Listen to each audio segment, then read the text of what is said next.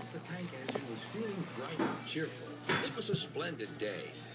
"Good morning," he whistled to some cows, but the cows didn't reply. "Never mind," said Thomas. "They're busy with their breakfast." Next, he saw Bertie. "Hello, Bertie. Care for a race today?" But all Bertie could say was, "Ouch! That's another hole in the road."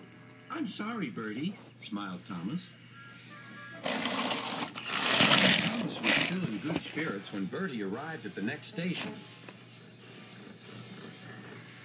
"Bad luck, Bertie. Now, if you were a steam engine, you would run on a pair of reliable rails." "Huh," replied Bertie. "The railway was supposed to deliver tar to mend the road 2 weeks ago. You can't trust a thing that runs on rails." "I run on rails. You can trust me, Bertie. I'll see if I can find out what's happened." And Thomas puffed away towards the big station.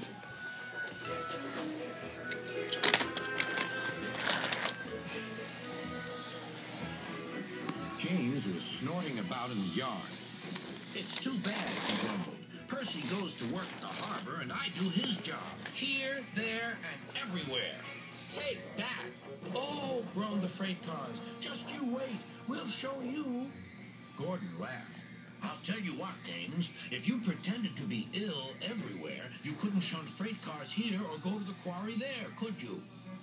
"What a good idea," agreed James. "Look, here comes Thomas. I'll start pretending now." Thomas was sorry to see the engines looking miserable. "Cheer up," he puffed. "It's a beautiful day." "Yes," grumbled Gordon, "but not for James." "What's the matter?" asked Thomas. "He's sick," replied Gordon. "Yes, he is. I am," stuttered James. "I don't feel well at all." "Don't worry," said Thomas kindly. "I'll help out if you're ill." Gordon and James snickered quietly to each other. Some of James's cars were coupled behind Thomas, and he steamed away to the quarry.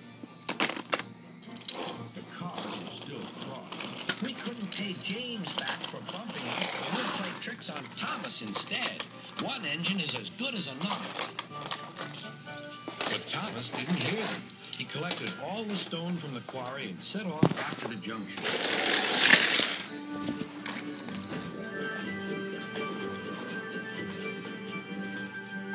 Danger lay ahead. "Now for our plan," giggled the cars. "Go faster, go faster." They pushed Thomas over the switches. "Slow down," called Thomas' driver, and applied the brake.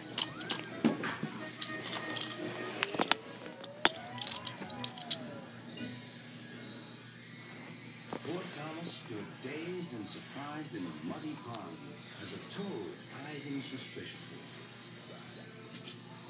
"Bust my buckles," muttered Thomas. "The day started so well, too." Duck pulled away the car, and Edward helped Thomas back to the junction. Suddenly, Thomas remembered the missing car.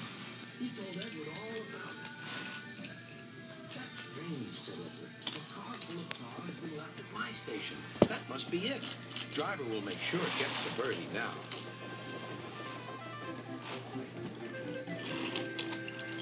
Later, James spoke to Thomas.